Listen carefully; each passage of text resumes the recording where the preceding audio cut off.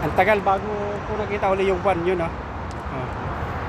Ganito dito pag ano, pag gabi, puro ilaw na. Kasi puro building eh. Kaya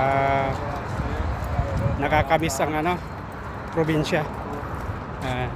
Puro ilaw. Paikot yan. Talagang tagal kong nakita yung buwan ulit. Mga ilang buwan. Kasi nga sa gabi nandun naman tayo sa trabaho. Ngayon kanina lumabas tayo, gabi na tayo umuwi. Kaya yan, natsambahan natin. Nakakamiss ang probinsya. Pinagmulan. Yan, pauwi na tayo. Nandito tayo ulit sa May Kulay. Medyo ano na, yung building na yun, tatakpan na yung takpan na dito. Yan yung pinakamataas na building dito sa Bansang Kuwait, Alhambra Tower in Mall. Pag ikot mo yan, puro ilaw. Here we go. Yan, puro ilaw na. So buwan. Nakakatuwa naman na nakita uli yung buwan.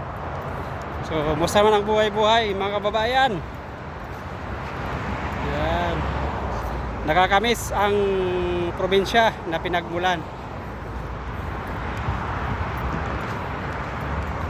Pauwi na tayo at gala-gala kasi tayo eh. Yan. So yan, puro sa paligid, puro ano yan, puro building na, mga ilaw. Yan. Dito lang yan sa may ano, sa may Shark. At dati nung doon ako nagwo-work pa, lagi akong dumadaan sa tulay na to.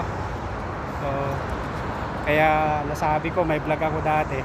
Itong tulay na to ay naging party na ng buhay ko kasi mapa umaga, tanghali, gabi, lagi akong dumadaan dito noon. Yan. So have a nice and great day to all of you.